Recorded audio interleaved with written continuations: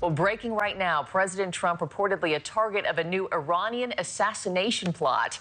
These warnings come after a week of escalating strikes and Iranian regime supporters vowing to kill the president in revenge for their slain supreme leader.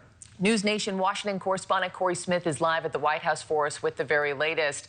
I mean, Corey, this is a massive update. What more do we know about this plot? Well, good morning, Marky. This new reporting comes from the Wall Street Journal. It says Israeli intelligence uncovered what it called a fresh Iranian plot to assassinate the president. Now, look, those types of threats are nothing new, as Iran has openly vowed to retaliate against Trump for assassinating Iran's top general, Qasem Soleimani, even going back to 2020. The president seemingly made reference to this latest threat Wednesday at the NATO summit in Turkey. Take a listen. No, I'm number one on the kill list for Iran. I'm number one on the list for killing. Well, I have a threat all the time. I'm number one on their list. Both the Israeli embassy in Washington and Iran's mission to the UN declined to comment on the new claims, but President Trump spoke with Prime Minister Benjamin Netanyahu on Thursday. According to Netanyahu, the two men agreed to continue working together in the region, but high-ranking Israeli military officials insist the war is not over. Speaking at a pilot's graduation ceremony this week, Lieutenant General Ayil Zamir said, quote, "On the drawing board are new plans. Major operations are still expected to lie ahead of us. Be prepared." Now, despite the threats, there remains hope for additional ceasefire and peace talks. For the last few days, mediators from Pakistan, Oman, Turkey, Saudi Arabia, all of them have been working the phones, trying to keep this fragile peace process afloat and asking both sides to return to the negotiating table. Now, next week, Congress is back in session here in Washington, and we could see further attempts to rein in President Trump with another attempt to pass a War Powers Act. We spoke to a Democrat and a Republican about the current state of the conflict. We're looking at a war that President Trump effectively started. I think the difficulty for him is explaining to the American people why he has not gone to Congress with a credible appeal that would garner support from legislators. You have to hold these bad actors accountable, and I think the president and the vice president are doing the right thing.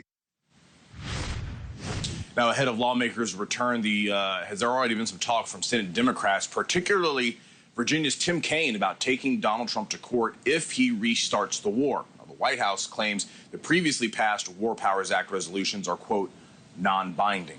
Marky? Corey Smith live at the White House for us. Thank you. For more, let me bring in national security analyst and Lexington Institute Vice President Rebecca Grant.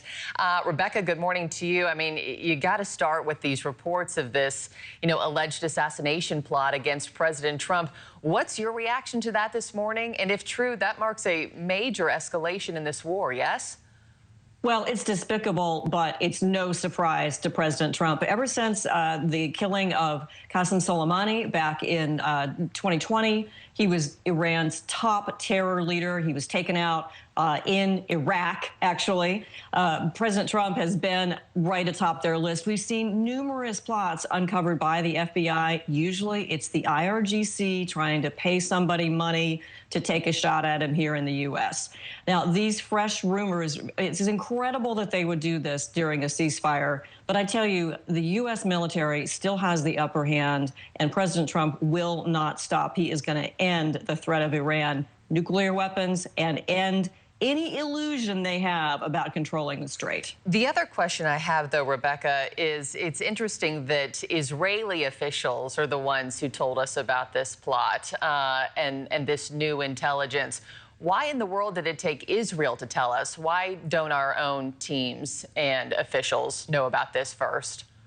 Well, Israel has incredible intelligence, as we know. I mean, just look at what Israel did in terms of targeting Iranian leadership early on in Operation Epic Fury. That said, our U.S. intelligence may be pretty quiet about it, but there's very close cooperation, and no question we had seen that threat pulsing probably all during Operation Epic Fury. And then I think with the prospect of President Trump traveling to Turkey, that probably really lit up the threat warning system. And speaking of his travels to Turkey, you know, he flew to Turkey in the new Air Force One, but did not come home on it. Now, the White House says they wanted to show off the new plane to UK troops, but are you assuming that this intel might have something to do with why the plane wasn't safe enough to fly?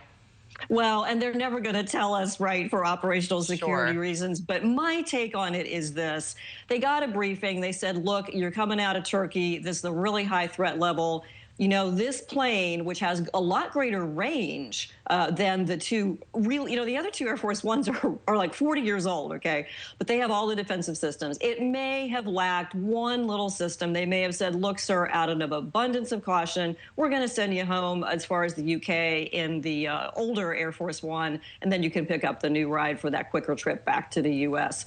So I think, but isn't it still interesting that they didn't catch that before he flew to the Middle East? That's the part that I keep on returning to is why was that caught after they were wheels down in Ankara? Right, well, yeah, but hey, look, this is an active combat situation going on over there with Iran, and they're kind of treating it like that, obviously not in Turkey, but they must have seen some specific indication. I'm just speculating. What if Iran tried to use a drone as that plane is taking off? Okay, probably not going to work, but they're not going to risk it. Something specific like that is why they sent in and swapped out the plane. And took every precaution. What do you make of what's about to happen this weekend, or the potential for diplomacy, getting back to the negotiating table, especially after a week of trading strikes with Iran once again? Did this week derail those chances in your mind?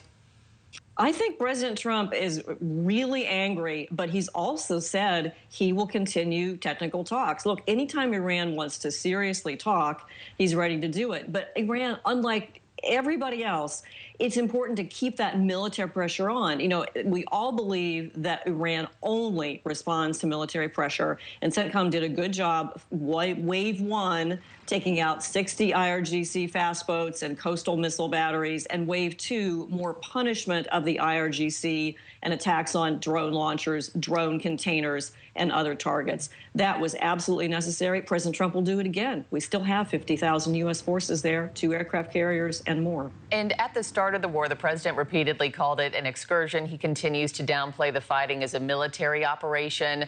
Axios is reporting that the president is gearing up for a more prolonged fight over the Strait of Hormuz.